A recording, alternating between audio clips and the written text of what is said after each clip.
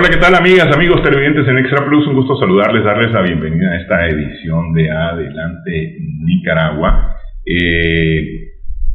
Una semana que concluyó hace poco, M&R Consultores presentó su tercera edición, ellos llaman la tercera ola del estudio Nicaragua rumbo al 2021, que tiene que ver con justamente la percepción y los sentimientos de las personas de cara a las elecciones generales del 2020. Para conversar sobre este tema está con nosotros Raúl Obregón, presidente de M&R Consultores.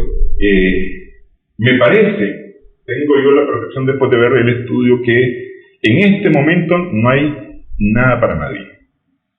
Es decir, hay ciertas tendencias, pero no hay nada para nadie. Yo pienso igual, yo pienso que es relativamente prematuro, pero creemos que dadas las circunstancias en que ha estado viviendo el país de los últimos tiempos, pues es conveniente, es necesario, y sobre todo a la luz de lo que pasó en los 90, es conveniente y necesario ya ir explorando. En este momento lo estamos haciendo a nivel de organizaciones políticas partidarias, pues, no de candidaturas. Y sí, pues, lo que sí queda clarísimo aquí es que el FSLN tiene su base sólida, dura, ¿verdad?, con miras a la próxima contienda electoral. Y eso, definitivamente, aquí y donde sea, eso es una fortaleza, digamos, para una organización. Y el Frente tiene, pues, ahorita 41% de gente que se declara sandinista y que manifiesta en diversas variables una lealtad sólida para el FSLN. Además, aquí se hace el ejercicio de caja negra, que consiste en presentarle a la persona que estás entrevistando una simulación de boleta. Ahora con la tecnología, pues es una pantalla en donde aparecen los logotipos de las organizaciones políticas que están debidamente reconocidas, digamos, en el Consejo Supremo. Y además algunas que se mencionan y que no tienen personalidad jurídica, pues, hasta ahorita, ¿no? Como es la Alianza Cívica, como es la UNAP, el MRS, etc. Entonces, el ejercicio consiste en que la persona se le muestra la pantalla y la persona pone su dedo en la casilla que votaría si ese día fuese la elección. Entonces, ahí tenemos que un 48 marca la casilla del FSLN, o sea, va 7 puntos más allá de su base, de su sodio. Y hay 10 puntos que marcan casillas de las diferentes organizaciones de oposición y hay 40 puntos que no marcan la casilla. ¿Y cómo? A ver, vi una fotografía del ejercicio de la caja negra y entonces está el entrevistador y está prácticamente volteado así. Le está mostrando la tablet al entrevistado y está volteado, es decir, como para darle más privacidad a su opción de escoger. ¿Cómo hace si digamos, hay selección específica sobre los logotipos para no escoger a ninguno? No, lo que hace la persona es que marca en otro lugar, ¿verdad?, de la pantalla, en donde no hay logotipo. Marca, ahí dice siguiente. Okay. O sea, pasar, pues, esa pantalla, entonces le da ahí y se va a otra pregunta, pues, y a eso queda registrado. Queda registrado que no escogió a ninguno. Es decir, si fueran elecciones sería como un voto anulado. Sería como un voto en blanco. Voto en blanco. Entonces, eso hace que veamos ahí de que tenemos, o sea, de que el FSLN, si bien es cierto, no hay en este momento nada para nadie, eso se puede decir así, pero sí tiene pues una base, una fortaleza muy fuerte en esa base sólida. Pues habrá que ver qué pasa con ese 40 y tanto por ciento de gente que nos está marcando, que nosotros lo categorizamos como voto oculto. Sí. Lo categorizamos como oculto. Para nosotros eso es crucial en términos metodológicos, porque es gente que tiene una decisión, pero no la manifiesta, la oculta. Entonces, hay otros encuestadores que en otras partes, la gran mayoría de los encuestadores en las encuestas lo llaman indecisos, sí, que no saben, pero la experiencia nos ha enseñado que sí saben lo que van a hacer el día de la elección. Lo que no hacen es manifestarla en ese momento. Entonces, pues ahí es donde hay que trabajar. A ver, hasta hoy de ese voto oculto tratamos, utilizando otros reactivos que van en el mismo instrumento, tratamos de ver para dónde se podrían ir, y nos viene quedando un 30 y pico por ciento. Casi la mayoría de ellos nos viene quedando en que no van a votar, porque por ningún lado se manifiesta, por ningún lado. O lo ocultan muy bien. O lo ocultan muy bien, y hay una proporción que sí, pues, no recuerdo ahorita cuánto, pero creo que son 6-7 puntos hacia el FSLN y otro tanto hacia la oposición. Entonces, pero el punto está en que verdaderamente es un error en este momento pensar, o no es adecuado, no es correcto en este momento pensar de que ya este o aquel ya la tiene. Yo pienso que no. Lo que sí es que hay indicios fuertes, serios, de que el sandinismo tiene una base sólida hoy. Pues, y además que si uno revisa históricamente lo que ha venido haciendo, es más o menos lo que ellos han tenido. Recordémonos que aquí en el año 2001 sacaron 41%, 41 y alguito, ¿verdad? En el año 96 ellos sacaron 39 y pico, casi 40. En el año 90 sacaron 40 punto algo, casi sí. 41. O sea, es un número que se ha venido manteniendo.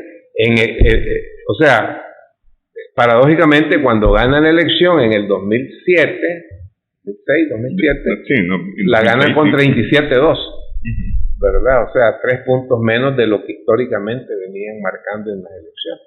Entonces, no es un número que asombre, porque por ahí han venido. Entonces, el punto está en que enfrente tienen a una oposición que, a diferencia del 2001, a diferencia del 96, a diferencia del 90, está totalmente disgregada. Sí. Ya vimos que en el 2006, 2007, si bien es cierto que no se dio esta división que tiene esta oposición de hoy, no había, pero sí había, pues, o sea, los liberales se dividieron en dos, sí. perdieron. Entonces, insisto que si bien es cierto que no es correcto pensar hoy que ya este o aquel la tiene en la bolsa, no es correcto pensarlo, sería un error, pero sí, evidentemente el FSLN mantiene una base sólida que ronda 40 puntos. Y eso es una ventaja para cualquiera, aquí y donde sea. Porque si digamos, nos vamos al tema de la abstención. La abstención en Nicaragua entre el 96 y el 2017 ha oscilado entre 30, 25, 28, así anda. Entonces, supongamos 25 que no votan, que quedan 75. 40 entre 75 y 53. Ya estás al otro lado. Solo con eso no. Sí. Pero no es como para decir ya la tengo, bajo ninguna circunstancia.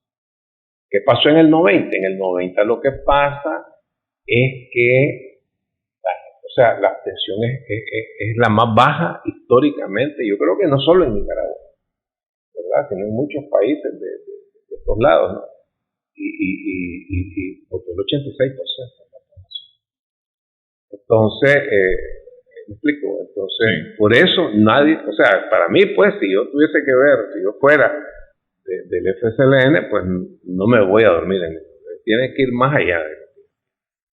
Sí, yo al principio decía que no hay nada para nadie, especialmente pensando en que hay mucho discurso triunfalista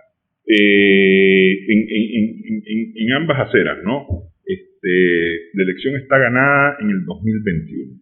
¿Ah?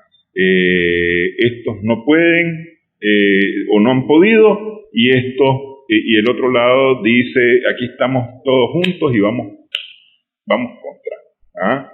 Y entonces y la vamos a ganar. Es decir, hay ese discurso, siento yo, bien triunfalista en las dos aceras principales. Aunque una de ellas esté bien disgregada, pero tiene un discurso triunfalista, ¿no? Entonces yo digo, en este momento ninguno de los dos puede cantar ninguna victoria, pues. Absolutamente no. Sí. Es un error, repito, insisto. Esa generalización es una falacia que no tiene una base, un sustento. Y quienes caen en eso, que generalmente son los liderazgos, pues se equivocan. O sea, van hacia equivocarse. Entonces, lo que queda es, para las organizaciones, es ver a dónde están las debilidades, cuáles son aquellas cosas que están afectando y buscar cómo continuar avanzando lo que están avanzando. Pero lo que estamos observando es que la oposición como tal, ante la imposibilidad hasta hoy que ha manifestado públicamente, o que se ve públicamente, que es visible, de que cada quien pareciera jala hacia su lado, y además de eso, la incidencia extremadamente evidente y fuerte de organismos y gobiernos extranjeros, eso no abona a que ellos puedan tener un desempeño en la elección. Porque querramos o no querramos, o les guste o no les guste, algunos, en Nicaragua hay un nacionalismo muy fuerte, muy fuerte. Y la gente está clarísima de que aquí, o sea, de que la no intervención, la no injerencia, de que los nicaragüenses tenemos que resolver los problemas, eso está bien arraigado en una gran proporción de nicaragüenses, pero mayoritariamente, 60-65% de la población. Entonces, eso de estar viendo organismos internacionales o que estos liderazgos van a Washington y a no sé dónde y a pedir esto, entonces hay ese 2/3 o un poco más de población que rechaza. Y estás viendo lo mismo que en mi generación vimos en el 66, 67, ya sabes, viendo a los conservadores que iban, que venían, que dijeron lo que, y la generación de mis padres lo mismo, lo vieron con los Moncadas y estamos en el siglo XXI, pues. Sí. Entonces, hay gente que rechaza eso, y como te digo, mayoritariamente. Y eso yo creo que no les ayuda. Y además de eso, pues que no hay ningún reparo en hacer las cosas de una manera tal que muestre que hay cierto grado, cierto nivel, digamos, de respeto a la dignidad del nicaragüense. En ese sentido, pues, la semana pasada misma veíamos que un no sé qué cosa gringo les dijo que si se unen, que si no se unen, que no le damos reales, yo no sé, una cantidad de cosas. Y algunas personas que han asumido roles de liderazgo pareciera, o que creen que tienen roles de liderazgo en la oposición, sentadas con este señor secretario de Estado norteamericano, pues, que es un hombre medio... Sí. No, y con el otro también, con Pompeo, que es medio odioso, ¿no?, para muchos nicaragüenses.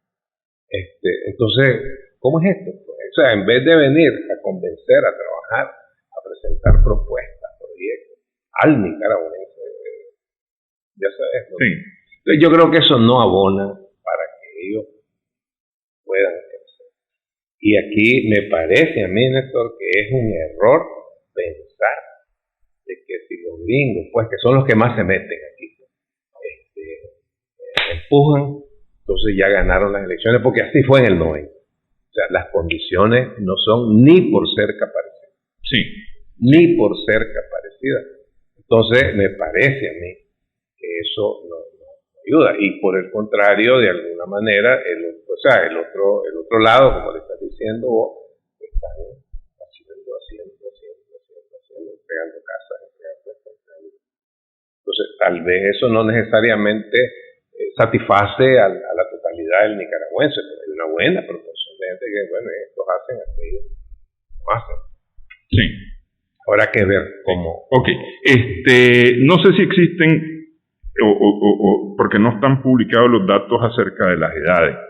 Porque uno de los temas de las elecciones del 2021 tiene que ver mucho con edades, ¿no? Sí. Es decir, la generación de la guerrilla, de la revolución, digamos, hasta el 79, la generación de la revolución hasta el 90, es gente ya que va a tener mucho más de 50 años en el 2021, sí. Cuando muy joven. Sí. Y el voto se está volviendo muy joven en Nicaragua. No sé si ustedes tienen datos acerca de cómo se está comportando las edades.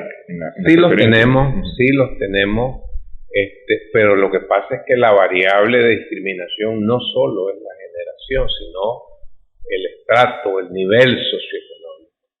O sea, la población de clase media hacia arriba, pero particularmente clase media alta, definitivamente tiende a apoyar al grupo de oposición. Y dentro de eso, los que son mayores, ya las generaciones de los años 50, 40. Pero la mala noticia es que eso representa el 20-22% de la población. Sí. El 80%, 78% de la población está representado por clase media baja. Entonces ahí ya la cosa cambia. Siempre hay apoyo hacia la oposición, pero mayoritariamente el apoyo es hacia el ejército. Eso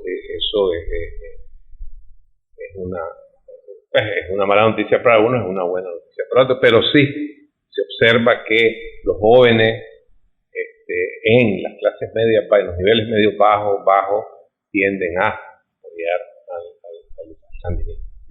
Por el contrario, en las clases medias altas y altas tienden a apoyar al grupo de oposición. Y ahí igual jóvenes y personas con edad. Así ya es más un asunto que va al ámbito ideológico. Es más homogéneo la decisión. Exacto, más ideológica que entonces por ahí anda la cosa, pero repito, el punto es ese, que en este país hoy 70 y pico % de la población es clase media baja, y 20 y tanto % es clase media alta. Ok, hacemos pausa en esta edición de Adelante Nicaragua. Estamos hablando acerca de la tercera edición del estudio Nicaragua rumbo al 2021 de M&R Consultores.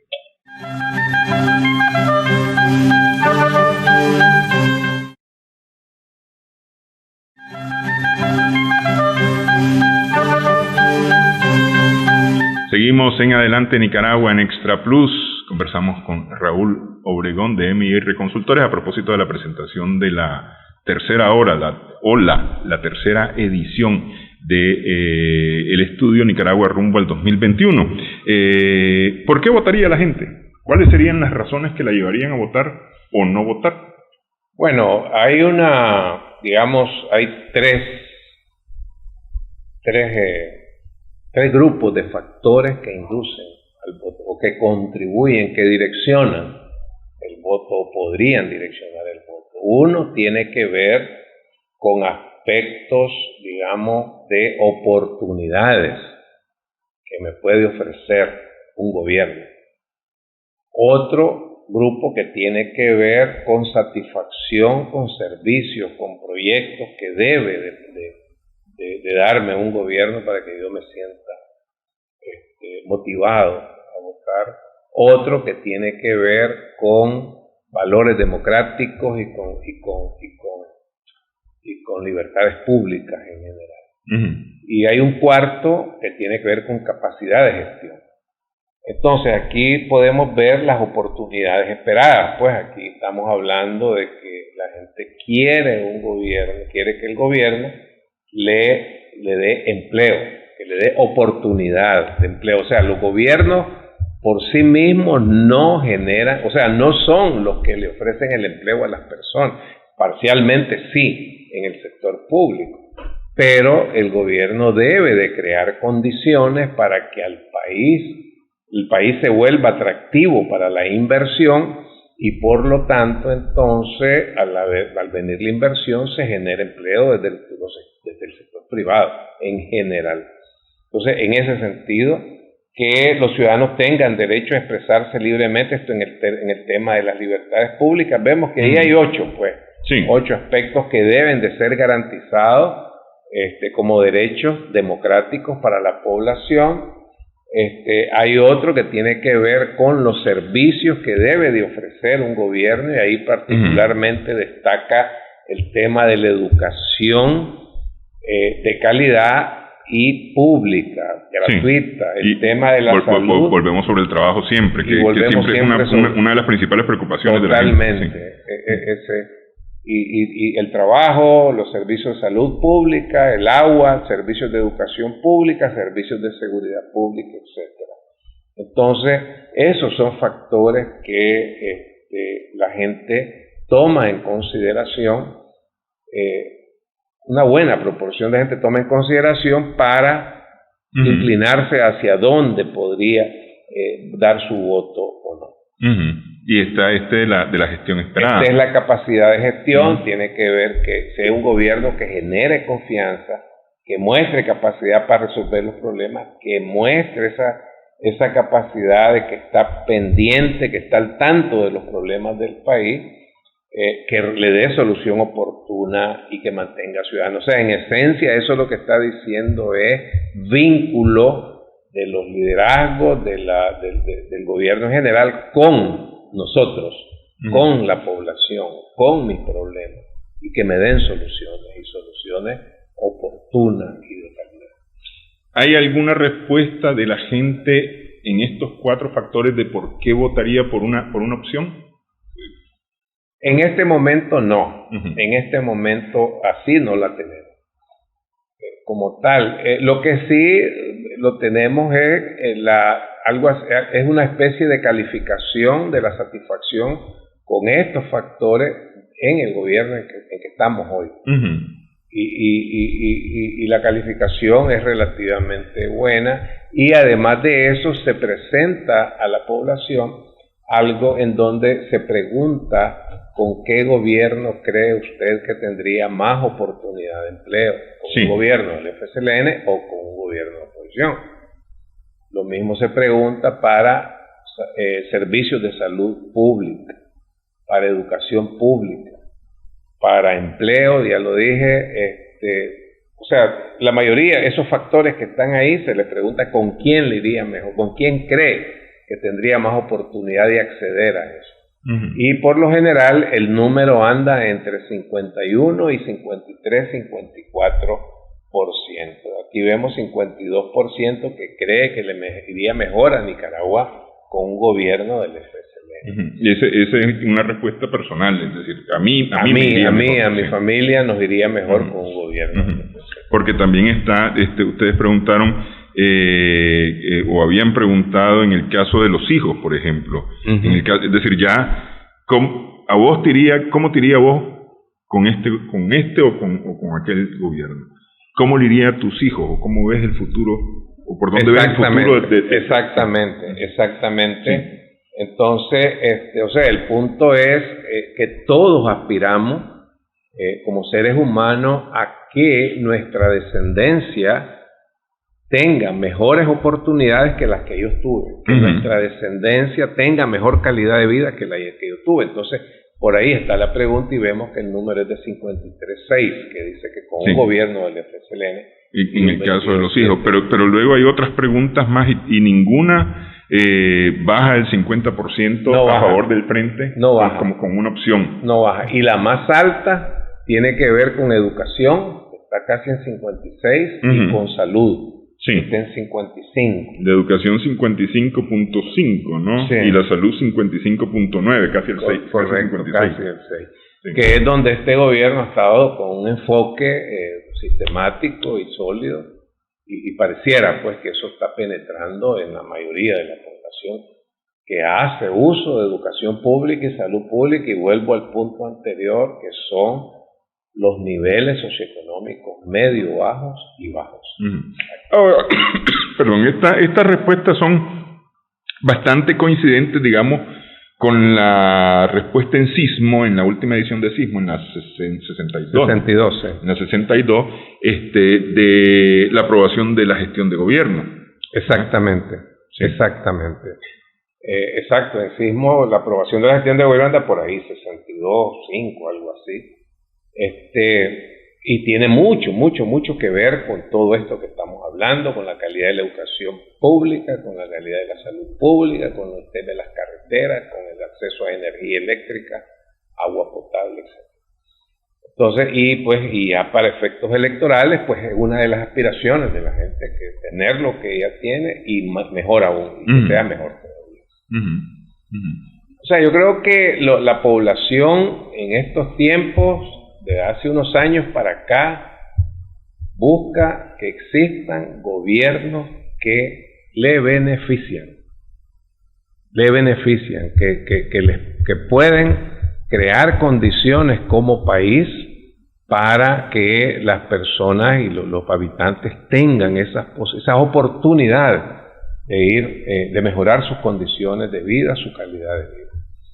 Entonces, eso yo creo que va más allá de lo ideológico. Yo creo que son las generaciones ya hoy de adultos mayores, básicamente adultos mayores, los que han quedado con el tema, o sea, en donde se observa más el tema ideológico. Pero ya lo que es los jóvenes, los adultos, los jóvenes adultos, los adultos, es menos el tema ideológico. Posiblemente con excepción de las clases medias altas y clases altas, en donde sí prima el tema ideológico. Hasta el 2006, hasta las elecciones del 2006, a mí me parecía, yo tenía la percepción que había mucho, voy a votar para que no gane tal, ¿va? De alguna manera, en las siguientes elecciones, eso se disminuyó. Tengo yo esa percepción, que ese sentimiento, esa idea de votar para que no gane tal se disminuyó, y realmente voté porque esa era mi mejor opción, ¿no? En estos últimos meses, en estos últimos años, me parece que se ha intentado revivir mucho esa opción o esa imagen de hay que votar para que no gane tal, ¿ah? ¿Existe eso? ¿Hay alguna idea de si eso es posible, es probable que eso esté regresando? Mira, yo pienso que sí existe, pero las proporciones de gente que piensa eso y las motivaciones que le puedan dar sustento a ese tipo de conducta han prácticamente desaparecido. ¿Qué te quiero decir? En 1990 la mayoría de los nicaragüenses votaron por la UNO porque no querían que ganara el FSLN. No fue porque la UNO fuera una mejor opción en su programa, o que consideraran, pues me ofrece esto, no. Fue porque no querían que ganara el frente por el tema que ya todos sabemos. Sí. En el 96 pasó exactamente lo mismo. Un poco menos que en el 2000, en el 90, pero pasó. El punto fue el principal eje de campaña de que si los sandinistas llegaban al gobierno, iba a volver la guerra, iba a volver el servicio, iba a volver el racionamiento, etcétera, etcétera, etcétera. Ahí existía eso que nosotros le llamamos, y que hizo uso mucho la oposición al frente, de los fantasmas de los 90. Esos fantasmas los mantuvieron vivos. En el 2001 igual. En el 2001 daba avisos de que iba disminuyendo eso. Pero con los sucesos del 11 de septiembre en Nueva York y por algunas circunstancias lograron que una buena proporción de población asociara el tema de revolución, el tema de sandinismo con aquellos lares por lo que se hablaba. Entonces también lograron que se asociara con eso que pasó en las torres de Nueva York, y eso hizo que el triunfo del PLC pues fuera mayoritario. Fue o sea, incluso y significativamente Bolaños tuvo más votos que Alemán, tuvo más. Alemán tuvo 50 y pico y Bolaños llegó a 55 casi, incluso tuvo más que doña Violeta. Ya para el 2006 lo siguieron utilizando el tema, pues, o sea, la oposición, los liberales siguieron utilizando el tema, y de alguna manera sí estaba, pero evidentemente van divididos a la elección, y eso le da el triunfo al frente, pues, porque si uno suma lo que sacó el PLC, que fue 26 y algo, lo que sacó el PLI de Eduardo Montealegre, que fue 27, y ahí ya tenés 53, ¿verdad? Y si a eso le sumás lo que sacó el MRS de Sergio Ramírez, fueron 6 puntos, ya llegas a los 60, pues, y volvés al numerito 6-4. Pero bueno, ya fueron divididos, el Frente con 37-2 lo superó. Al llegar el Frente al gobierno en el 2007, ese discurso, ese mensaje, el uyuyuy de los fantasmas se mantuvo. Incluso se empezó a manejar ya con redes sociales, ya con todas esas cosas, a decir de que, por ejemplo, las remesas, un gobierno de los sandinistas, esas remesas las iba a nacionalizar y que a la gente le iba a entregar Córdoba devaluada. Entonces hubo su burumbum, entonces eso y otras cosas, y lo mismo, el discurso, la guerra. Entonces eso hace que todo el 2007, el 2008, sí. ¿No? El 2008, sí. Eso hace que todo el 2008 la aprobación de la gestión de gobierno se mantuviera incluso un poco más baja que la proporción con que ganó el Frente. Bajó como a 34, 35 durante todo ese primer año. Durante el segundo año se mantuvo, porque ese era el eje de ataque. Ya para el 2010 es que la cosa empieza a cambiar. Ya para el 2010 empieza a cambiar, cuando se empiezan a ver, hay una serie de señales evidentes de que todo eso que se estaba diciendo no era cierto. Las remesas no se nacionalizaron, la gente seguía recibiendo sus remesas en dólares, no había servicio, no había guerra, no había racionamiento, no había. Entonces, y además de eso vinieron una serie vino una estrategia de los sandinistas en donde mandaban mensajes de que había que sumar y no restar, para decirlo en mis palabras. Y eso hizo que el Frente empezara a subir, y creo entonces que ese segmento que compraba la idea de hay que votar en contra de, empezó a disminuir. Y bueno, han pasado ya 13 años, ¿no? 12, 13 años, y nada de lo que venían pronosticando desde el 1990 ha pasado.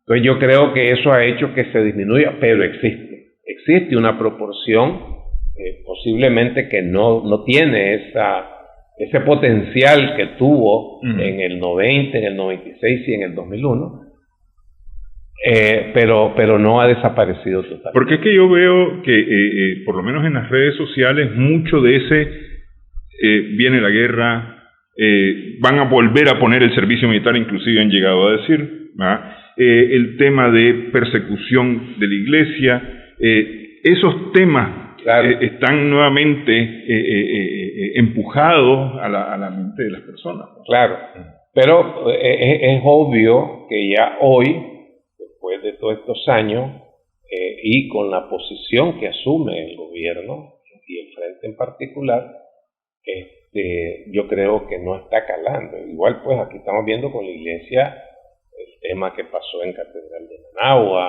dicen que en una iglesia en Indirí, el tema de las campanas ahí en Granada, que al principio como que alguien maneja, pues empezaron a manejar, a querer vincular todo eso con lo de Managua. No ha levantado mayor, digamos, esa indignación que ellos buscan para que la gente se levante, pues, tipo 2018. Entonces, pero sí es un tema, o sea, ellos manejan que en los 80 pues, hubieron casos específicos de curas que lo sacaron del país, pues, sí, etcétera. O sea, había una contradicción, un conflicto entre la Iglesia Católica, entre algunos miembros entre la jerarquía de la Iglesia Católica y el gobierno. Sí. Entonces, eso lo han querido manejar también, pero también es un fantasma, porque es obvio que el gobierno no está parándole bola a eso, pues no le está tomando, o sea, ahí lo deja y el gobierno sigue su camino. Entonces, ahora, lo que sí pasa, creo yo, es que el tema de esto, de las redes sociales y esas cosas, pues evidentemente da sensación, magnifica, ya sabes, que cantidad de gente, pero no, pues yo creo que la población en general anda en su trabajo, anda en su quehacer y no le pone mayor atención a eso. No, es que justamente porque es a través de redes sociales principalmente en donde todos estos mensajes de viene, va a suceder, se está ya cumpliendo esto, están corriendo a través de las redes, a través de los medios electrónicos. Pues, así es, estamos clarísimos. Sí. Yo estoy claro de eso, pero también, digamos, no es hoy. Eso viene corriendo ya desde hace algunos años. En el 18, por ejemplo, y desde antes en la elección del 2006, decían que el ejército iba a impedir que no sé qué, las elecciones. En el 18, tanques en las calles con fotografías de 2 años anteriores. O sea, han sido cogidos en muchas falacias, en muchas mentiras, pues, en muchas fake. Sí. Entonces yo creo que eso los ha venido desmeritando. Entonces los ha venido bajándole, pues.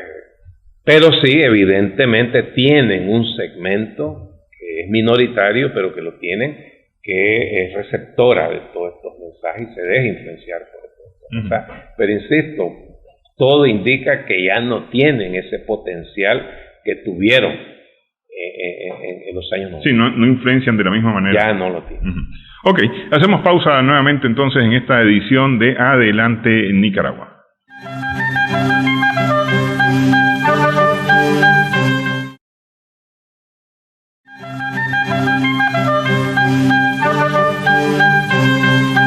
Seguimos en Adelante Nicaragua en Extra Plus. Conversamos con don Raúl Obregón a propósito de la Nicaragua rumbo al 2021 en su tercera ola, su tercera edición. El más reciente estudio de MIR Consultores. Hay una serie de valores que la gente tiene conceptuada y que los políticos la miran por otro lado. Sí. Y eso lo hemos visto ya en distintas conversaciones, tanto sobre los estudios sobre elecciones como los estudios de sismo mismo. O sea, los conceptos que la gente tiene no son los conceptos que tienen los políticos, o viceversa, los conceptos de los políticos no son los conceptos de la gente.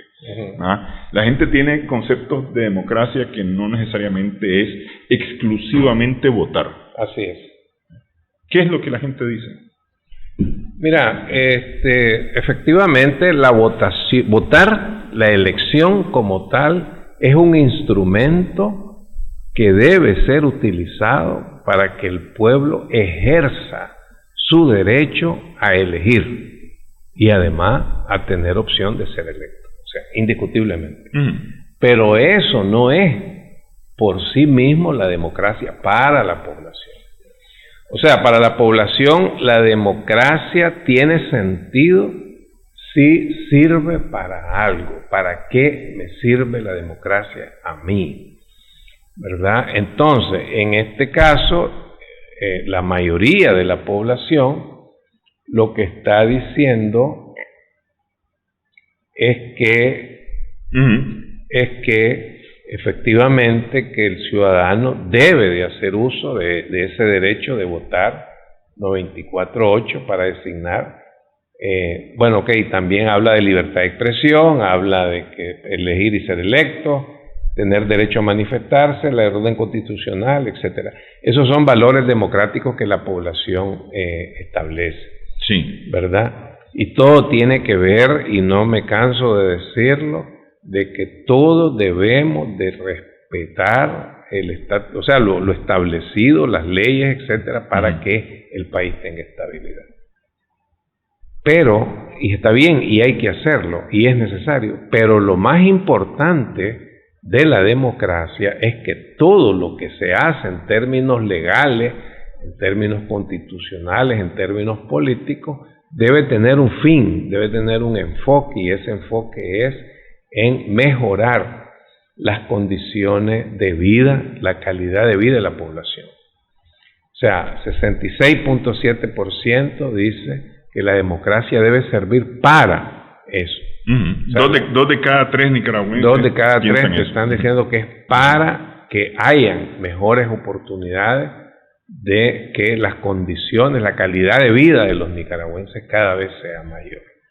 O sea, democracia sin ese fin no tiene ningún sentido para la población. Entonces yo creo que eso es sumamente importante, porque por lo que uno escucha, tanto aquí como en otros lados, el político o algunos políticos te hablan de que la democracia es votar, es la elección, es la alternabilidad en el poder, es digamos, el balance de poder, etcétera. Claro, todo eso es parte, está clarísimo que sí lo es, pero no es ese el fin para la población. Para la población queremos democracia para mejorar nuestras condiciones de vida. Y yo creo que eso es generalizado. Aquí en Nicaragua, casi 7 de cada 10 lo habla, pero en el resto de países y sobre todo, yo creo que en la mayoría de los países piensan lo mismo, ¿no? De que es democracia para algo. Sí, que la vez pasada, cuando estuvimos conversando justamente sobre sismo, el último estudio de sismo, decíamos que hay quienes no están de acuerdo con esa opinión de la gente, pues, que democracia es democratos y punto, se acabó, ¿no? Así es. Sí. Es que yo creo, ¿verdad? Esta es una opinión mía, yo lo veo de esta manera. El político quisiera que la democracia fuese votar y alternabilidad en el pueblo, porque eso me puede beneficiar a mí como político, si yo voy a una contienda.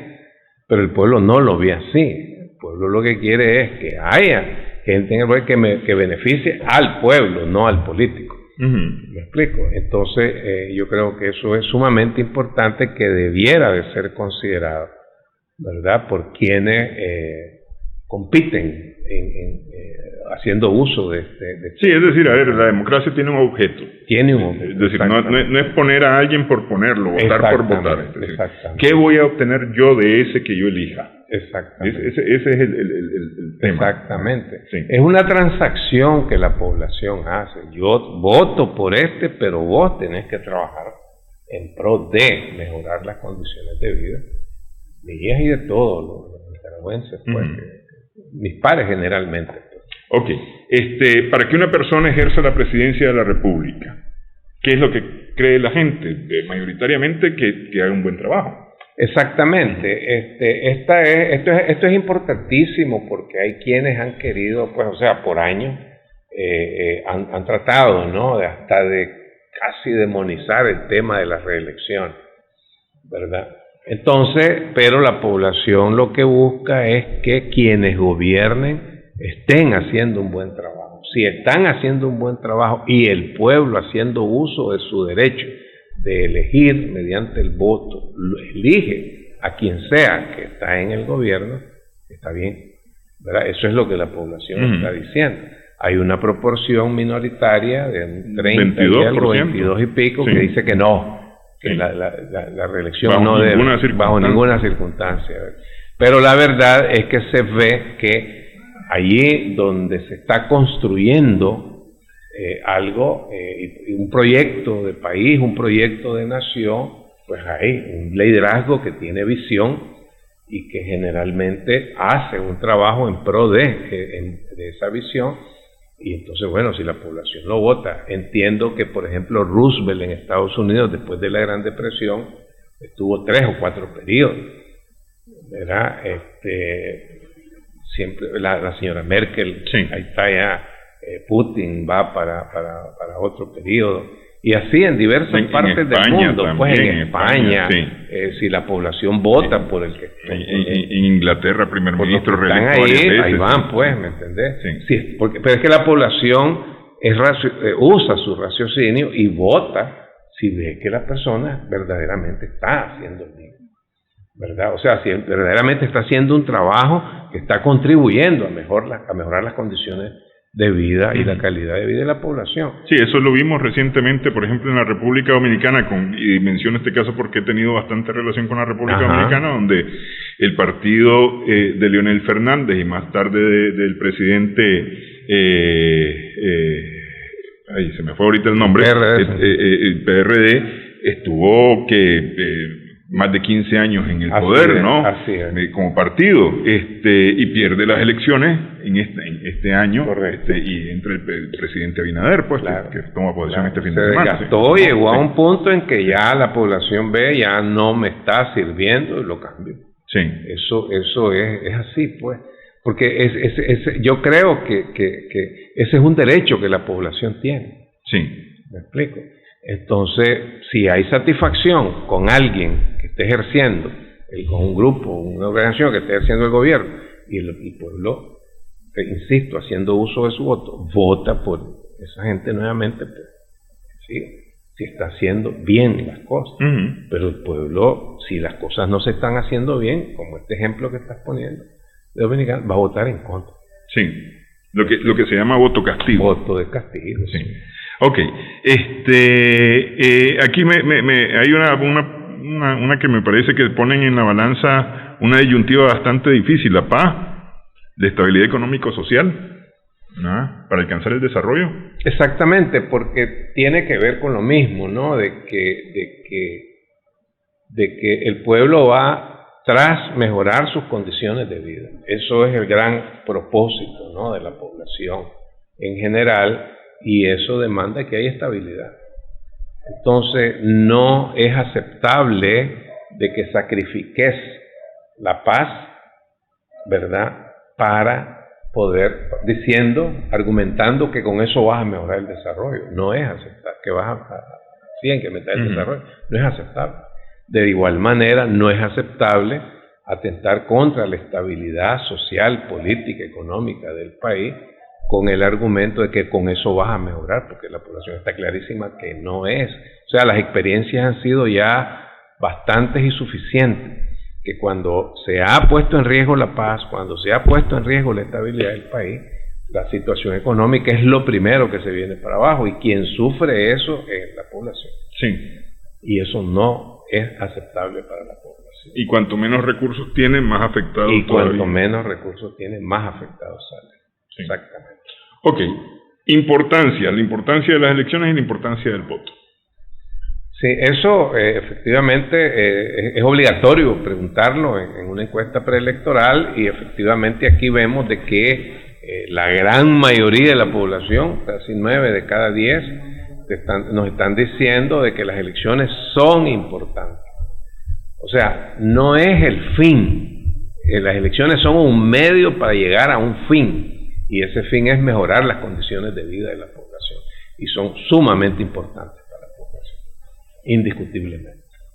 Y por lo tanto también el ejercicio de parte de la población de votar. Le asignan un alto nivel de importancia a su voto. Es el arma que tiene la población en la mano para contribuir a una decisión que pueda beneficiarlos o no. A la población. Eso lo tiene muy claro la gente. Eso la gente está clara. Que su decisión es importante. Su decisión es importante, exactamente. Eso también deja entrever de que hay confianza, hay algún grado, y en este caso importante grado de confianza en los procesos. ¿Me explico? Entonces, mi voto es importante y lo ejerzo porque mi voto vale, pues, ¿verdad? Por ejemplo, pues, ese tipo de cosas. Que por cierto fue la campaña del Consejo Supremo Electoral en los años 80, ¿no? Entonces, precisamente eso reafirma que la población está diciendo que las elecciones son importantes. O sea, la población no está diciendo que las elecciones no son importantes. Lo que la población está diciendo es que el fin de la democracia no es hacer elecciones per se, sino que el fin de la democracia es hacer elecciones para lograr un propósito, que es mejorar las condiciones de vida de la población, desarrollando la economía, con desarrollos sociales, etc. ¿No se metieron ustedes a preguntar acerca de las confianzas en las instituciones? Todavía no. En este caso todavía no. Aquí lo que estamos haciendo son exploraciones para ver cómo la gente está percibiendo el tema electoral en este momento. Sobre todo que acordémonos que hubieron en algún momento confusiones con este tema, había quienes decían, y todavía hay algunas personas que hablan a veces de que las elecciones se adelanten, yo creo que no hayan elecciones, pues simplemente que quienes están en el gobierno se vayan y poner otros nuevos, tipo Guaidó, ¿no? Pero por eso pues hemos iniciado, además pues que queremos tener información suficiente, con tiempo suficiente, para poder hacer análisis estadístico bien sustentado. Mira a noviembre pues, de 2020. Sí, porque a ver, si se está hablando de reformas electorales y se está hablando de mejorar el sistema y demás, pues sería bueno tener un norte acerca de qué es lo que la gente opina, porque una cosa es lo que yo diga y otra cosa es lo que la gente opina. Exactamente, exactamente. Y ese es el propósito, pues, que esto que nosotros hacemos sea un instrumento de retroalimentación para la población misma y para los actores políticos y quienes tienen que participar en todo este tipo de procesos de reforma y procesos ya políticos como tal, con miras a las elecciones. Esa es la idea. Bueno, quiero agradecerle que haya estado con nosotros en esta edición de Adelante Nicaragua, conversando sobre esta Nicaragua rumbo al 2021, que a mí me parece que es lo que está más definido hasta el día de hoy. Pues. Así es, así es. Noviembre del 2021 es la meta de muchos. Así es, así es. Sí. Bueno, muchas gracias. Gracias a ustedes. Gracias a nuestras amigas, amigos televidentes también por su sintonía en esta edición de Adelante Nicaragua. Esperamos que haya sido de provecho para ustedes esta edición.